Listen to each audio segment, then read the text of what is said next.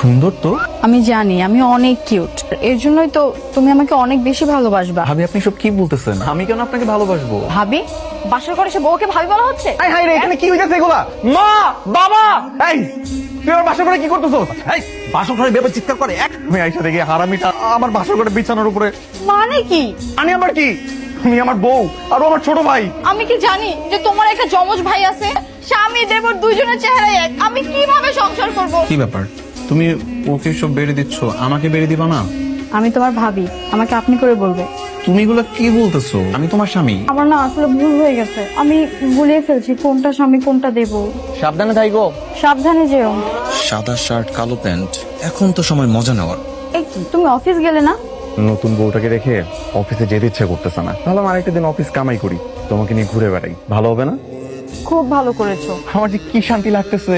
কেন? কেন আবার? নতুন বউ নিয়ে রিক্সায় চড়ে ঘুরতে বেরোইছি, ভালো লাগবে না? কি ভাই, আমাদের দুইজনকে একসাথে অনেক সুন্দর মানাইছে না? নতুন বউ আমার। আরে হইছে, থামো তো, এবার বললো না, আমার লজ্জা লাগতেছে। কি রে ইমরান, তুই আমার বউর সাথে রিক্সা কি করস?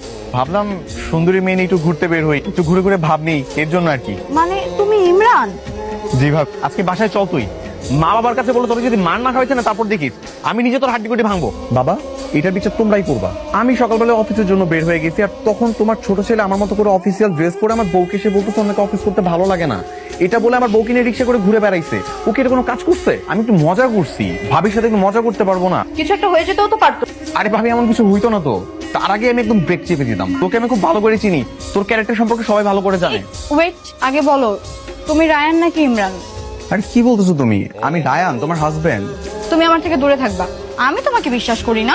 আরে বাবা, আমি কসম খেয়ে বলতেছি আমি রায়ান। যারা খারাপ মানুষ তারাই কসম কেটে মিথ্যা কথা বলে। আরে বাবা, আমি খারাপ মানুষ না, আমি ভালো মানুষ। আমি ইমরান না, আমি রায়ান, আমি সত্যি করে বলতেছি। ঠিক আছে, বিশ্বাস করলাম, কিন্তু ভরসা করলাম না। তুমি রায়ান নাকি ইমরান? আরে বাবা, আমি রায়ান, তোমার হাজবেন্ড। আচ্ছা তাহলে বলো তো, কাল রাতে আমাদের মাঝে কি ছিল?